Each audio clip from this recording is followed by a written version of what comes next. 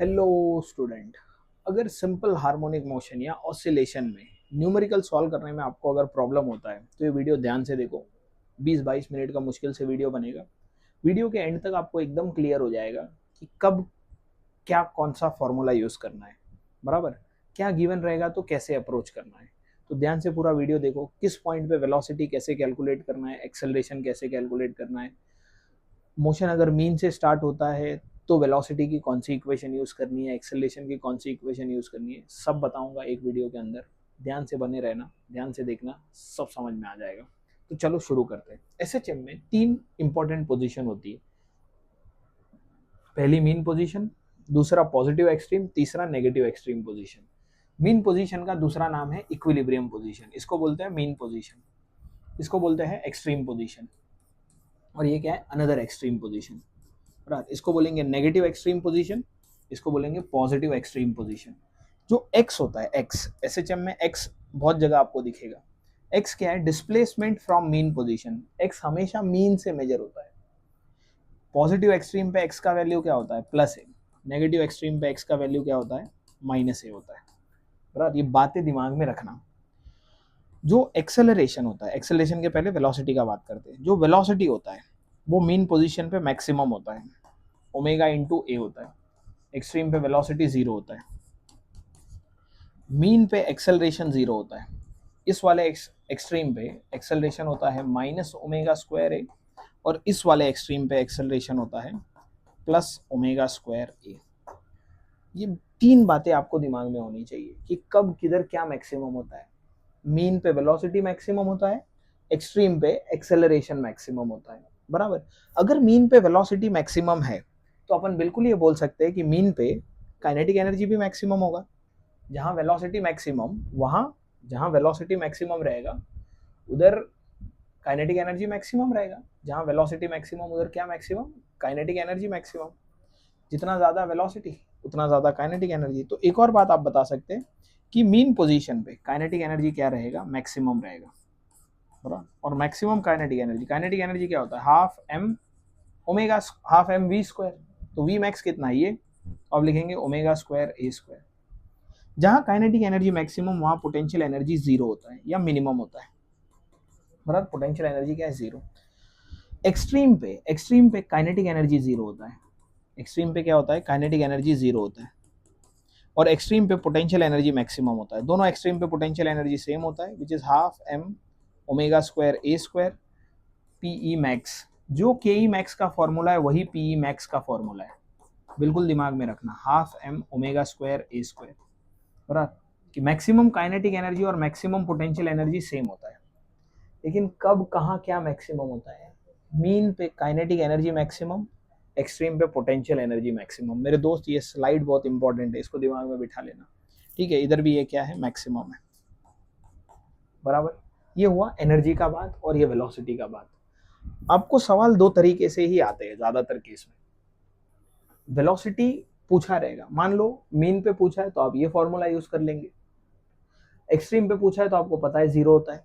अगर in between कहीं बोले कि मान लो ये यहाँ से 2 सेंटीमीटर पे एक्स का वैल्यू दे दिया कि मीन पोजीशन से 2 सेंटीमीटर दूर वेलोसिटी बताओ, तो इस पॉइंट पे वेलोसिटी कैसे बताएंगे अपन। तो उसके लिए अपने पास फॉर्मूला है। अगर इस पॉइंट पे वेलोसिटी पूछे, आपको क्या दे रखा है क्वेश्चन में, एक्स दे रखा है। अगर एक्स दे रखा है तो आप वी बता सकते हैं, आप ए भी बता सकते हैं। तो उसके लिए जनरल फॉर्मूला क्या है, अगर आपको एक्स पता है, if x is known, so you can find velocity at any point with the help of this formula, omega under root a square minus x square। अगर आपको x पता है तो आप किसी भी पॉइंट पे एक्सेलरेशन बता सकते हैं with the help of this formula, minus omega square x. Clear है। मीन एक्सट्रीम बोला तो यहाँ से उठा लेने का।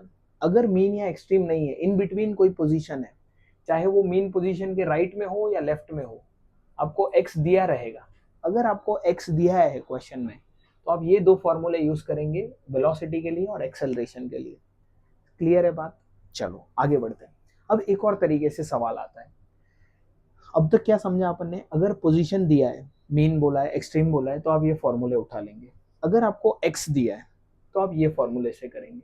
अब तीसरे टाइप का सवाल आता है, अगर आपको टाइम दे रखा है कि मोशन स्टार्ट होने के 3 सेकेंड बाद वेलोसिटी क्या होगा, एक्सेलरेशन क्या होगा। अगर आपको टाइम दिया है तब क्या करना है वो समझते हैं। अगर टाइम दिया है तो 3 केस बनते हैं। मोशन कहाँ से स्टार्ट हो रहा है, जब भी टाइम दिया है तो उस क्वेश्चन में ध्यान से पढ़ना है कि मोशन स्टार्ट कहाँ से हो रहा है। अगर मोशन मीन पोजीशन से स्टार्ट हो रहा है, अगर मोशन कहाँ से स्टार्ट हो रहा है, मीन पोजीशन से, ध्यान देना। बराबर, अगर मोशन मीन पोजीशन से स्टार्ट हो रहा है, अगर मोशन एक्सट्रीम पोजीशन से स्टार्ट हो रहा है, पॉजिटिव एक्सट्रीम से, और तीसरा केस है नेगेटिव एक्सट्रीम के लिए। मोशन कहाँ से स्टार्ट हो रहा है, अगर आपको टाइम गिवन है तो क्या गिवन है, टाइम गिवन है। क्या गिवन है, टाइम गिवन है आपको, मैं लिख देता हूँ यहाँ। अगर टाइम गिवन है, टाइम नोन है अपने को, क्या है, टाइम पता है, ठीक है। टाइम अगर दे दिया है तो अपने को देखने का है कि मोशन कहाँ से स्टार्ट हो रहा है, या तो मीन से स्टार्ट होता होगा या पॉजिटिव या नेगेटिव एक्सट्रीम से। अगर मोशन मीन से स्टार्ट हो रहा है तो आप एक्स का ये इक्वेशन यूज करेंगे, ए साइन ओमेगा टी। समझ रहे, इस इससे आप x निकाल सकते हैं। अगर आपको टाइम पता है तो आप यहाँ से x कैलकुलेट कर लेंगे। टी क्या है, टाइम है। कौन से टाइम पे, 3 सेकंड पे, 4 सेकंड पे displacement from main position, that is x। अगर 3 सेकंड पे वेलोसिटी पूछा तो आप इसको ही डिफरेंशिएट करो ऊपर वाले एक्सेलरेशन को, इक्वेशन को, क्या आएगा, omega A cos omega T. समझ रहे, इससे आपको वेलोसिटी मिल जाएगा। आप बिल्कुल एक्सेलरेशन भी बता सकते हैं, माइनस इसी को वापस डिफरेंशिएट करो, omega square A sine omega T. अगर आपको टाइम पता है, अगर आपको क्या पता है, टाइम पता है और मोशन कहाँ से स्टार्ट हो रहा है ये पता है, तो आप ये इक्वेशन यूज करेंगे। अगर मोशन मीन पोजीशन से स्टार्ट हो रहा है, अगर मोशन पॉजिटिव एक्सट्रीम से स्टार्ट हो रहा है तो आप ये वाली इक्वेशन यूज करेंगे, x is equal to A cos omega T. Velocity क्या होता है, इसी को डिफरेंशिएट करेंगे, minus omega A sine omega T, और इसी को डिफरेंशिएट करेंगे तो एक्सेलरेशन मिल जाएगा, minus omega square A cos omega T. ये बातें ध्यान में रखें, क्लियर है। अगर टाइम पता है तो उस क्वेश्चन को ध्यान से पढ़ने का आपको ये पता रहेगा कि मोशन कहाँ से स्टार्ट हो रहा है। अगर मोशन एक्सट्रीम से स्टार्ट हो रहा है तो वेलोसिटी, डिस्प्लेसमेंट और एक्सेलरेशन के लिए ये यूज करेंगे। अगर आपको एक्स पता है तो आप वेलोसिटी एक्सेलरेशन यहाँ से निकालेंगे। एक्स पता है ना, तो वेलोसिटी एक्सेलरेशन यहाँ से मिलेगा। अब आते, अगर मोशन नेगेटिव एक्सट्रीम से स्टार्ट हो रहा है तो आप क्या लिखेंगे, X is equal to minus A cos omega T. इसी को डिफरेंशिएट करो तो वेलोसिटी मिल जाएगा। वेलोसिटी क्या हो जाएगा, माइनस माइनस प्लस, साइन का डिफरेंशिएशन कॉस का माइनस साइन होता है, साइन ओमेगा टी। ये हो जाएगा ओमेगा स्क्वायर, हो जा भाई, क्या हो गया, हाँ, ओमेगा स्क्वायर, अटक जा रहा है यार ये, A is equal to omega square A cos omega t. बराबर, कॉस का डिफरेंशिएशन माइनस साइन, तो माइनस माइनस प्लस हो गया, साइन को वापस डिफरेंशिएट करेंगे कॉस, तो ये आ जाएगा। अगर आपका डिफरेंशिएशन अच्छा है तो आप सिर्फ x का इक्वेशन याद रखो, फिर उनको डिफरेंशिएट करके आप v और a लिख सकते हैं। अगर नहीं आपको डाउट है तो आप ये तीनों फॉर्मूले याद कर लो, मीन के लिए, एक्सट्रीम के लिए, नेगेटिव एक्सट्रीम के लिए। बराबर, ये कब यूज करना है, जब आपको क्वेश्चन में टाइम गिवन है और आपको पोजीशन भी पता है कहाँ से मोशन स्टार्ट हो रहा है। तो कहाँ से मोशन स्टार्ट हो रहा है उस हिसाब से आपको फॉर्मूले उठाने, क्लियर है। अगर x पता है तो यहाँ से करेंगे, बार बार बता रहा हूँ। अगर आपको पोजीशन एग्जैक्टली पता है कि मीन पोजीशन है, एक्सट्रीम है, नेगेटिव एक्सट्रीम है, तो आप यहाँ से सॉल्व करेंगे। ये मैंने उनकी एनर्जी भी लिख दी है कि मीन पे काइनेटिक एनर्जी मैक्सिमम होगा, एक्सट्रीम पे पोटेंशियल एनर्जी मैक्सिमम होगा। दोनों ही एक्सट्रीम पे पोटेंशियल सेम होता है, बराबर, क्योंकि एनर्जी स्केलर क्वांटिटी है, उसमें प्लस माइनस का सवाल ही नहीं है कुछ। अब आते हैं, अगर आपको पोजीशन नहीं पता, जैसे मान लो आपको सिर्फ टाइम गिवन है, क्वेश्चन में क्या गिवन है, टाइम, लेट्स से टाइम जब 5 सेकेंड है तब वेलोसिटी बताओ, उसमें लिखा ही नहीं कि मोशन कहाँ से स्टार्ट हो रहा है।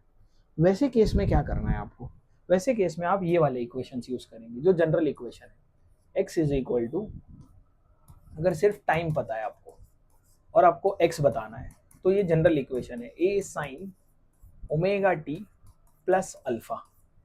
बराबर, इस केस में आपको अल्फा शायद दिया रहेगा उस क्वेश्चन में, या आप अल्फा कैलकुलेट कर पाएंगे। तो अल्फा क्या होता है, इनिशियल फेज है। अल्फा क्या है, इनिशियल फेज। इनिशियल फेज की क्वेश्चन में ऐसे लिखा है कि find displacement of a particle whose initial phase is 5/3 at time equal to 4 second, मतलब टाइम दे दिया और इनिशियल फेज दे दिया, तो आप अल्फा का वैल्यू पता है आपको, तो आप यहाँ से x बता देंगे, टाइम पता है तो t रखेंगे, अल्फा भी पता है। बाद में वेलोसिटी कैसे लिखेंगे, इसी को डिफरेंशिएट करना है, तो क्या आएगा omega A cos omega t plus alpha, और एक्सेलरेशन आएगा minus omega square A sine omega t plus alpha, omega t plus alpha. ये 3 इक्वेशन कब यूज करनी है, जब आपको टाइम पता है और पोजीशन एग्जैक्टली नहीं पता कि मीन है, एक्सट्रीम है, नेगेटिव एक्सट्रीम है। अगर पता है पोजीशन तो यहाँ से खत्म कहानी, यहाँ से आप बता देंगे। अगर नहीं पता, आपको इनिशियल फेज पता है, तो आप यहाँ से अप्रोच करेंगे। क्लियर है ये बात? ठीक है, इधर तक आ गए। मैं मान के चल रहा हूँ आपको ओमेगा वगैरह पता है। What is omega? Omega is a 2π/t। T क्या है? टाइम पीरियड है। एक ऑसिलेशन के लिए कितना टाइम लग रहा है। ए क्या है? एम्पलीट्यूड है। ए इज अ एम्पलीट्यूड। ए क्या है? एम्पलीट्यूड है, बता दे रहा हूँ मैं, ठीक है। टी क्या है? टाइम पीरियड है, टाइम पीरियड है। ओमेगा को बोलते हैं एंगुलर फ्रीक्वेंसी, इसको बोलते हैं एंगुलर फ्रीक्वेंसी, फ्रीक्वेंसी। इसको आप बिल्कुल 2πf भी लिख सकते हो। ओमेगा को you can also right 2πf। ए क्या है? एम्पलीट्यूड है। ये सब लिखा रहेगा क्वेश्चन में, ध्यान से पढ़ना है, सब चीजें दिया रहता है, आपको अप्रोच सही रखना है। अब तक क्लियर हो गया क्या पढ़ा अपन ने और क्या समझा? देखो फिर बता रहा हूँ, पोजीशन पता है तो ये फॉर्मूले उठाएंगे, खत्म कहानी। Mean, extreme, negative extreme. अगर एक्स पता है तो आप यहाँ से सॉल्व करेंगे वी और ए के लिए। अगर आपको टाइम पता है तो आप यहाँ से उठाएंगे एक्स और वी और ए, यही फाइंड करने आता है भाई एसएचएम में। इसके अलावा मुश्किल से और कुछ है? एक्स वी और ए पे ग्रिप आ गया तो बाकी आप कर लेते। तो ये फाइंड करेंगे आप। टाइम के साथ पोजीशन पता है। अगर टाइम पता है, पोजीशन नहीं पता, आपको अल्फा पता है, तो आप यहाँ से सॉल्व करेंगे। क्लियर है? अब आते हैं एनर्जी पे। एक और एनर्जी होती है टोटल एनर्जी, ध्यान देना। ये तो मैंने एनर्जी बताया आपको, यहाँ पे मैंने बताया कि कहाँ काइनेटिक मैक्सिमम होता है, कहाँ पोटेंशियल मैक्सिमम होता है। अगर मीन पोजीशन पे बोला तो काइनेटिक का ये फॉर्मूला, एक्सट्रीम पे बोला तो काइनेटिक 0, पोटेंशियल इतना। इन बिटवीन किधर बोला कि ये एक्स पे आप काइनेटिक एनर्जी बताओ, तो आप क्या करेंगे? किसी भी एक्स का अगर आपको पोजीशन पता है तो आप काइनेटिक एनर्जी क्या लिखेंगे? Half M omega square under root A square minus x square. ये है किसी भी पोजीशन पे काइनेटिक एनर्जी फाइंड करने का फॉर्मूला। मीन पोजीशन पे तो आपको पता ही है, ये हो गया बिल्कुल, ये जनरल फॉर्मूला है। अब इसमें x का वैल्यू 0 रखो ना, मीन का मतलब क्या?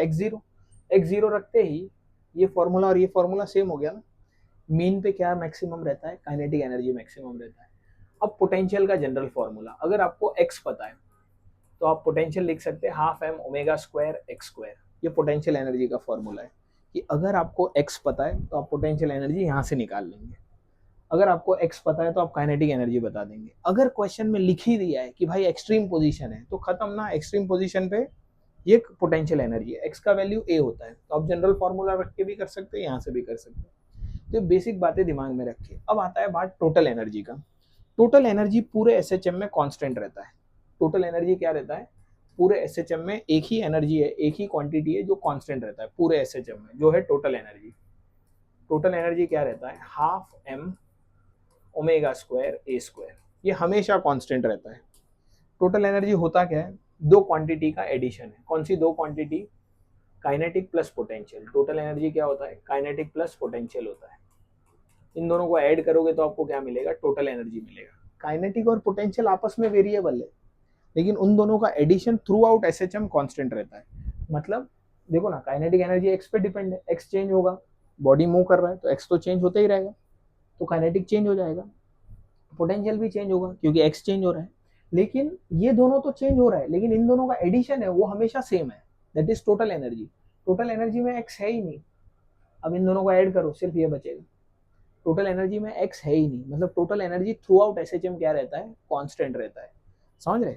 काइनेटिक पोटेंशियल चेंज होते रहेगा। जैसे अगर मैं बोलूँ कि काइनेटिक एनर्जी है 60 जूल और पोटेंशियल है 40, तो दोनों का सम कितना हो गया? 100 जूल हो गया। किसी पोजीशन पे काइनेटिक एनर्जी इंक्रीज होके 80 हो गया तो पोटेंशियल एनर्जी 20 हो गया रहेगा, तब भी उन दोनों का एडिशन 100 ही है। तो एक बढ़ेगा तो दूसरा कम हो जाएगा। ठीक है, तो ये बातें दिमाग में रखिए। इसका ग्राफ भी है काइनेटिक पोटेंशियल का, ये ऐसा ग्राफ बनाते हैं उसमें कि एक जहां ज्यादा रहेगा दूसरा वहां कम रहेगा। बराबर मीन पे क्या ज्यादा रहता है? काइनेटिक एनर्जी, तो ये काइनेटिक का ग्राफ हो गया। और ऐसा ही ग्राफ पोटेंशियल के लिए भी बनाते हैं। ये टोटल एनर्जी हो गई जो सब जगह कांस्टेंट होती है। और ये क्या है, टोटल एनर्जी। येलो लाइन क्या रिप्रेजेंट कर रही है, ये टोटल एनर्जी। अगर मैं ये लाइन बनाऊं तो ये क्या रिप्रेजेंट कर रही है, potential energy. Potential energy mean पे मिनिमम, एक्सट्रीम पे मैक्सिमम, या एक्सट्रीम है, x इक्वल टू प्लस है, x इक्वल टू माइनस है, ठीक है। ये वाला पोटेंशियल, व्हाइट कलर का काइनेटिक, येलो कलर का टोटल एनर्जी का ग्राफ है, जो सब जगह सेम होता है। ये एक्सिस पे एनर्जी है और ये एक्सिस पे डिस्प्लेसमेंट फ्रॉम मीन पोजीशन यानी x है। ये बात क्लियर है आपको? तो इस टाइप के अगर क्वेश्चंस आते हैं तो आप एसएचएम में बिल्कुल कर पाने चाहिए, बराबर। वेलोसिटी, एक्सेलरेशन, डिस्प्लेसमेंट किस तरीके से फाइंड करना है, क्लियर है। अब आते हैं टाइम पीरियड का बात करते हैं। टाइम पीरियड क्या होता है? टाइम पीरियड में आपको अलग अलग केसेस है। जैसे मान लो सिंपल पेंडुलम बोला, सिंपल पेंडुलम, तो आप टाइम पीरियड क्या लिखते हैं, 2 pi under root L by g. अगर आपको बोला स्प्रिंग ब्लॉक सिस्टम है, स्प्रिंग ब्लॉक, स्प्रिंग ब्लॉक, इसका टाइम पीरियड अपन कैसे लिखते हैं, 2 पाई अंडर रूट क्या लिखते हैं, एम बाई के, बराबर। अगर आपको बोला है कि एंगुलर एसएचएम है, क्या है, एंगुलर एसएचएम है, मतलब रोटेशनल है, एंगुलर एसएचएम, कि एक रॉड है उसको आपने ट्विस्ट किया तो ऑसिलेट करने लगा, उस केस में टाइम पीरियड कैसे फाइंड करते हैं, 2 pi under root I upon C. अगर बार मैग्नेट मैग्नेटिक फील्ड में रखा हुआ है, bar magnet in a magnetic field, in magnetic field, अगर बार मैग्नेट को मैग्नेटिक फील्ड में रखा है तो उसका टाइम पीरियड कैसे फाइंड करते हैं, 2 pi under root I upon M B. M क्या है, dipole moment, M is a magnetic dipole moment, और ये होता है मैग्नेटिक डाइपोल मोमेंट, और बी होता है magnetic field, magnetic field. Clear है इधर तक बात? अगर अलग अलग केस में इस तरीके से टाइम पीरियड का फॉर्मूला है, सिंपल पेंडुलम, स्प्रिंग ब्लॉक के लिए, एंगुलर एसएचएम के लिए, बार मैग्नेट के लिए। अगर डैम्ड ऑसिलेशन है, डैम्ड ऑसिलेशन, ये सब बातें हैं फ्री ऑसिलेशन की। डैम्ड ऑसिलेशन का मतलब क्या होता है, ऐसा ऑसिलेशन जिसमें एक फोर्स है जो उसको रोक रहा है, समझ रहे हैं आप। जैसे अगर ये एक पेंडुलम है, मान लो ऐसे, इसको अपन ऐसे करके रिलीज कर दे तो फ्री ऑसिलेशन में क्या माना जाता है, ये पूरा लाइफ टाइम ऐसे ऐसे ऑसिलेट होते ही रहेगा, ये कभी नहीं रुकेगा, क्योंकि इसमें कोई रोकने वाला फोर्स प्रेजेंट ही नहीं है। इसको क्या बोलते हैं, फ्री ऑसिलेशन। अब तक जो भी पढ़ रहे सब फ्री ऑसिलेशन है। फ्री ऑसिलेशन में एम्पलीट्यूड क्या रहता है, थ्रू आउट एम्पलीट्यूड क्या रहता है, सेम रहता है हर ऑसिलेशन में। इधर से इधर जा रहा है, सब जगह एम्पलीट्यूड क्या है, सेम है। मतलब ये पहले ऑसिलेशन भी इतना ही दूर आया, सेकेंड ऑसिलेशन में भी इतना ही दूर आएगा मीन से। इस ऐसे ऑसिलेशन को क्या बोलते हैं, फ्री ऑसिलेशन। फ्री ऑसिलेशन में एम्पलीट्यूड सेम रहता है। जबकि दूसरे ऑसिलेशन होते हैं डैम्ड ऑसिलेशन, जो रियलिटी में होते हैं कि अगर आप किसी पेंडुलम को ऐसे डिस्टर्ब करो तो वो लाइफ टाइम थोड़ी ऐसे ही झूलते रहेगा, बिल्कुल नहीं झूलेगा। वो कुछ टाइम बाद उसका एम्पलीट्यूड धीरे धीरे कम होगा और वो रुक जाएगा ना, बराबर। तो ऐसे एम्पलीट्यूड को क्या बोलते हैं, डैम्ड ऑसिलेशन। ऐसे ऑसिलेशन को क्या बोलते हैं, डैम्ड ऑसिलेशन। डैम्ड ऑसिलेशन में एक फोर्स रहता है जो इसको रोकता है। इस वाले केस में कौन सा फोर्स है, अगर पेंडुलम इधर जा रहा है तो एयर उसके ऊपर ये साइड लगेगा, और अगर पेंडुलम इधर आ रहा है तो एयर ये तरफ लगेगा। समझ रहे हैं आप? इधर का मतलब क्या है, अगर पेंडुलम मीन पोजीशन की तरफ आ रहा है तो एयर अपोजिट डायरेक्शन में लगेगा, अगर पेंडुलम दूर जा रहा है मीन से तब भी एयर अपोजिट डायरेक्शन में लगेगा। तो एयर क्या कर रहा है, उसको रोक रहा है, किसको, पेंडुलम को। इससे क्या होगा, पेंडुलम का एम्पलीट्यूड सेम नहीं रहेगा, धीरे धीरे उसका एम्पलीट्यूड छोटा होते होते होते होते ये रुक जाएगा। तो ऐसे ऑसिलेशन को बोलते हैं डैम्ड ऑसिलेशन। तो डैम्ड ऑसिलेशन में दो बातें याद रखनी है, एक फोर्स होगा जो उसको रोक रहा है, किसको, ऑसिलेशन को रोक रहा है, उस फोर्स को बोलते हैं डैम्ड फोर्स। और दूसरा होता है उसका एम्पलीट्यूड चेंज हो रहा है, उसका मतलब डैम्ड ऑसिलेशन जो भी बॉडी कर रहा है उसका एम्पलीट्यूड क्या हो रहा है, धीरे धीरे छोटा होते जा रहा है और फिर रुक जाएगा। तो ये दो बातें आपको दिमाग में रखनी है डैम्ड ऑसिलेशन के लिए। तो डैम्ड ऑसिलेशन का टाइम पीरियड कैसे लिखते हैं, डैम्ड ऑसिलेशन, डैम्ड ऑसिलेशन में एम्पलीट्यूड कंटिन्यूअसली चेंज होता है, तो उसका टाइम पीरियड और एम्पलीट्यूड दोनों देखेंगे। टाइम पीरियड का ये फॉर्मूला है 2 पाई अंडर रूट क्या लिखते हैं, k by M minus b by 2m का स्क्वायर, बराबर, b बाई 2m का स्क्वायर। b क्या है, डैम्पिंग कोएफिशिएंट, डैम्पिंग कोएफिशिएंट, ये एक कांस्टेंट है, या डैम्पिंग कांस्टेंट भी बोलते हैं इसको, डैम्पिंग कांस्टेंट, बी है डैम्पिंग कांस्टेंट, और एम क्या है, बॉडी का मास है, के क्या है, एसएचएम कांस्टेंट है। ये हो गया टाइम पीरियड। अब डैम्पिंग में क्या हो रहा है, ऑसिलेशन धीरे धीरे कम होते जा रहा है, मतलब एम्पलीट्यूड कम हो रहा है, तो वो एम्पलीट्यूड कैसे लिखते हैं, एम्पलीट्यूड एट एनी टाइम, हर टाइम पे एम्पलीट्यूड अलग है, तो A zero initial amplitude e raise to minus b t upon 2m, t क्या है, जिस टाइम पे आपको एम्पलीट्यूड चाहिए, ए जीरो क्या है, initial amplitude, initial amplitude, amplitude मतलब जब टाइम जीरो था तब का एम्पलीट्यूड, जब टाइम क्या था, जीरो था तब का एम्पलीट्यूड, सबसे बड़ा एम्पलीट्यूड यही होगा। डैम्प्ड ऑसिलेशन में आपने कर्व भी देखा रहेगा, बुक्स में बनाया रहता है ऐसा, ये जो ऑसिलेशन है ये धीरे धीरे खत्म होते जाता है, ये उसका एम्पलीट्यूड है, धीरे धीरे एम्पलीट्यूड क्या हो रहा है, डिक्रीज होते जा रहा है, और एक टाइम के बाद ये खत्म हो जाएगा, ऑसिलेशन रुक जाएगा, बराबर। ये कर्व ऐसे दिखते हैं आपके बुक में,